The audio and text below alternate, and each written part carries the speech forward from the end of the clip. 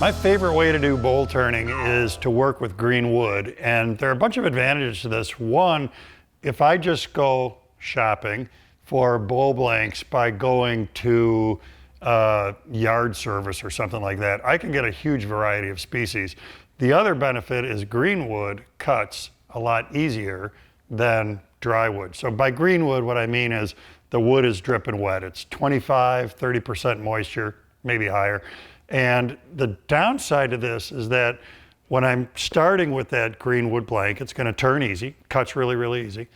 The downside is as it dries, a bunch of weird stuff can happen. It can distort, it can crack. So I've already turned a couple bowls that I've got here, and I wanna get to a point where we're talking about how do we prevent that distortion? How do we limit cracking?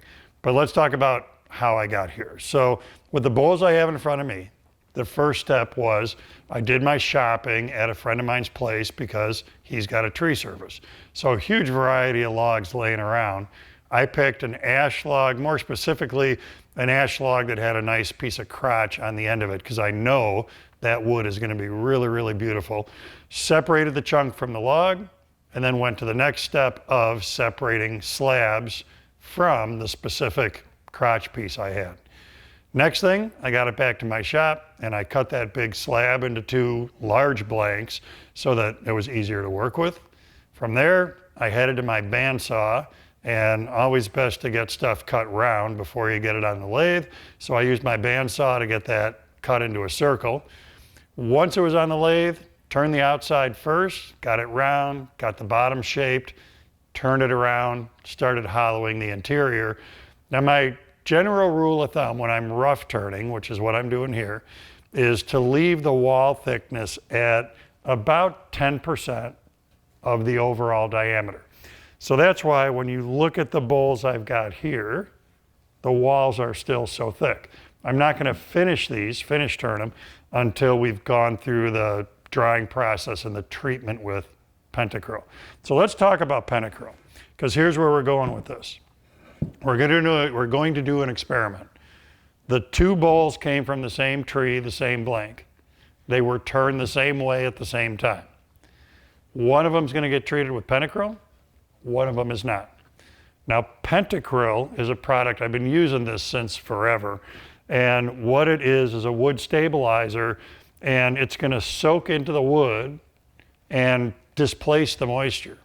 And it leaves behind a shell on the wood cells, almost like the shell of an egg, so that when this continues to dry, those cells can't contract, shrink, and it's that shrinking of the wood cells that when you don't use Pentacryl, that's what causes all of the distortion and the cracking and everything else that can go wrong. So by getting the Pentacryl into this material, we're going to stabilize it so that we don't have those problems later. Now there are a couple important things. I rough turn these green because like I said, it turns easier when it's wet. Also, Pentacryl does its best when we're doing this treatment while the wood is still wet, while it's still green. So this is all happening pretty fast. I did the chainsaw work, I got them in my shop, I did the turning, they're still dripping wet. Now we're ready for the next step. The best way to do this is to do that rough turning first, because think about if I did the bandsaw work and then I saturated that blank, I'm putting Pentacryl into a lot of wood that I'm just going to cut away. What's the point of that? By rough turning this first, I've already done this hollowing, I've got the outside rough shaped, so now I'm only treating material that's still a primary part of the bowl. So where we're at is, best way to do this is immersion. What I did is I made a very simple plywood box, and this is a very fancy black garbage bag that I cut to line the plywood box. The box is just a little bit bigger than the bowl I'm going to treat. Boom, in it goes. And then from there, we're ready for Pentacryl.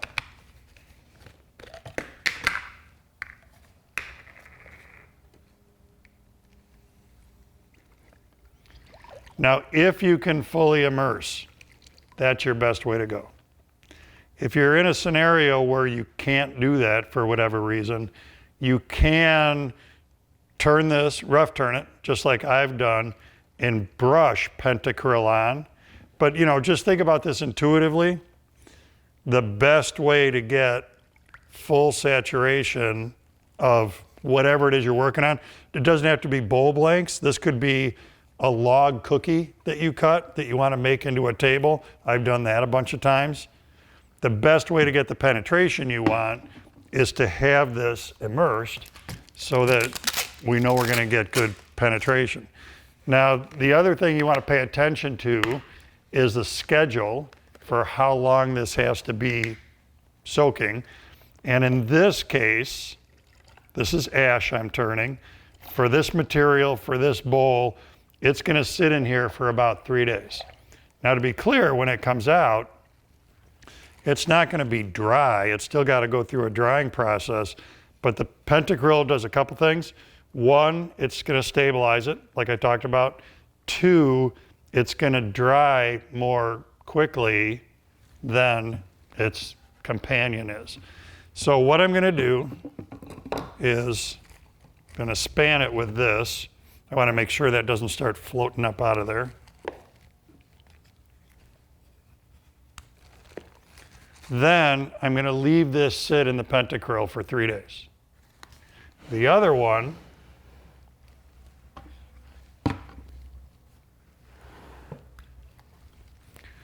is going to go into what's a pretty typical turn green wood treatment, which is paper bag, paper so that it can breathe a little bit, a bunch of shavings that came from the turning process. And again, you know, we're still drying this just like we're going to dry that Pentacryl treated bowl, but we want it to dry slowly, not in a heartbeat. So the shavings help with that. I'm going to capture all of that with another bag, he says.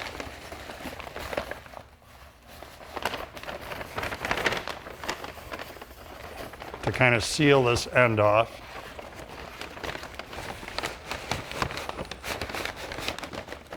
There, that's what I was trying to make happen. Now, in 3 days, I'm going to take that Pentacryl treated bowl out. The really cool stuff with this product is whatever liquid is still in that box, I can pour back in here and I can use it for my next project. Once that comes out of the Pentacryl, it will also go in a bag until it's dry. So then we can get it back on the lathe. We're going to come back and do that. And you'll have an opportunity to see the difference between the treated bowl and the untreated bowl. It's been about 11, 12 weeks since the bowl blanks got put into their bags. So I want to do a little check-in here and see what we've got. This is the one that was not Pentacryl treated. This is the one that was Pentacryl treated.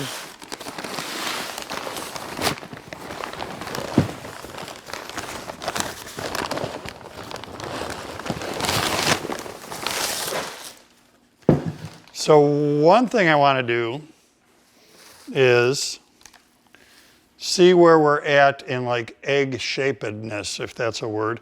On this blank, the grain's running this way. When I measure across the grain compared to with the grain, there's a little more than a ½ inch difference. This is about a ½ inch longer than this, which if it's going to elongate, if it's going to go egg-shaped, that's what we'd expect. On this one, the grain's running this way. So same when I measure across, and then I measure width. On the Pentacryl treated bowl, there's about a ½ inch difference in elongation. So Pentacryl treatment gives us something that's way less egg-shaped than non-Pentacryl treated. When we look at the blanks, so that one still looks great, meaning no checks, no cracks. On this one, pretty significant crack there, another crack there, another crack there. And remember that when this experiment started, these are sister boards, brother and sister, whatever they are. These blanks were cut from the exact same chunk of ash. So they both started on a level playing field. Moisture content, it's a little hard with the pinless to get a reading on a round surface. But if I go on the flat rim, 13.4 on that one, 15.6 on that one. So that also matches my expectations, because another benefit of Pentacryl is that the bowl will dry more quickly when it's been Pentacryl treated than when it hasn't. So we already have a lower moisture content on this one. I'm going to throw them back in the bags. I'm going to let them sit just a little bit longer, let that moisture come down just a tiny bit more, and then come back and do the finish turning on them. It's like Christmas Day here in my shop because I have gifts wrapped up in brown paper bags, which interestingly is kind of the way I wrap gifts all the time, for real. So here's where we're at. You've seen a few stages of the bowl blanks, those nice pieces of ash, that one got treated with Pentacryl, this one did not. We looked at them a little while ago to see where they were at. So now this is the big reveal. This should be the final dry, or final drying point. This is the one that was not treated. I'm gonna hopefully get all the garbage in there.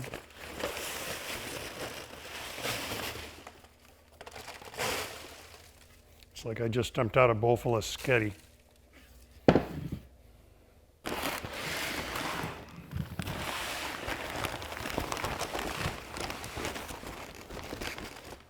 Remember, when you do this, you want these bags to be craft paper like this, not plastic, because you got to have some airflow. The moisture has to have a chance to get out.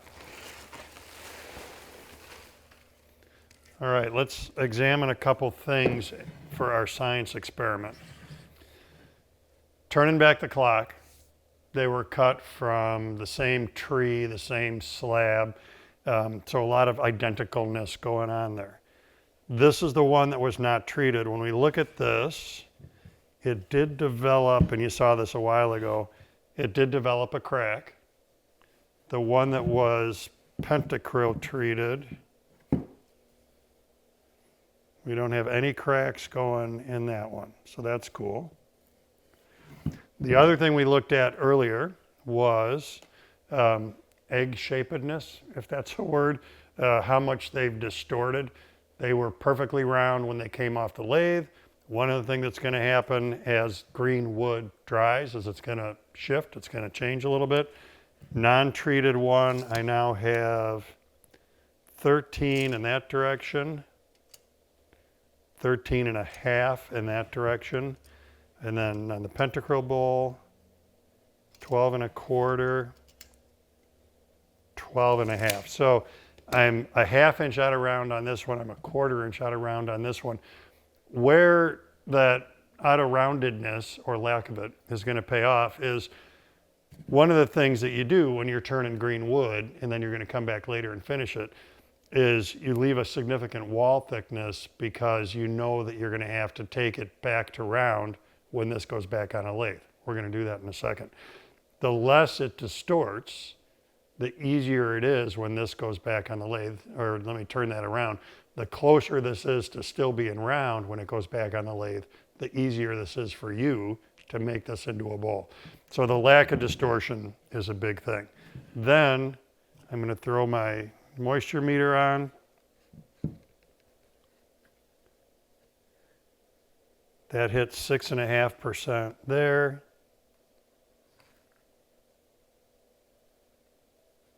Getting a spot where it settles down.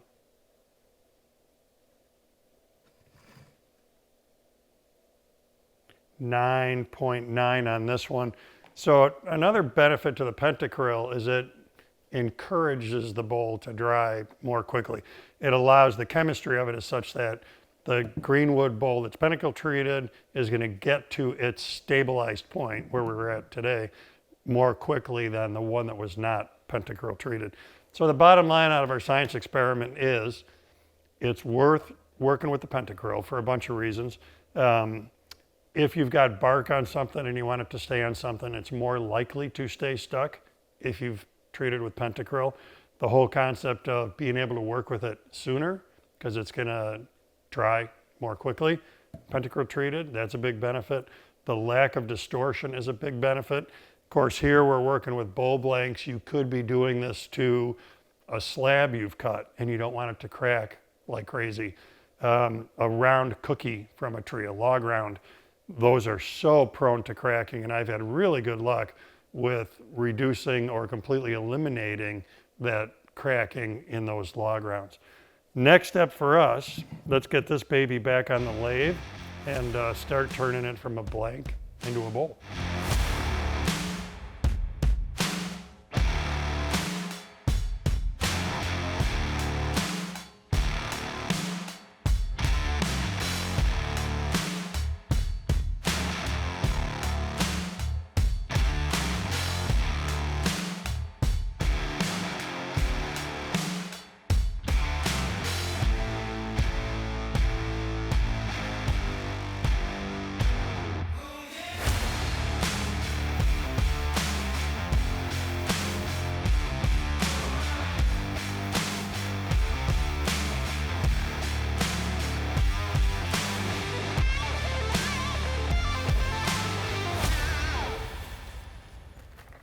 I don't know about you, but I'm dying to see how the outside looks.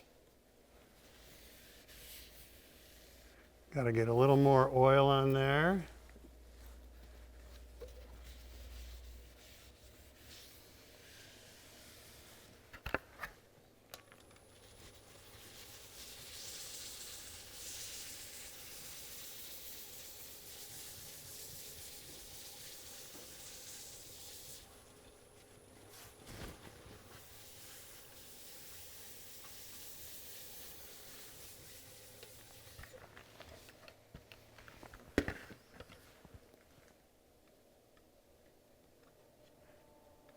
Pretty cool. I love that grain right there. So my agenda is I got to get finish on the inside. I'll completely finish this.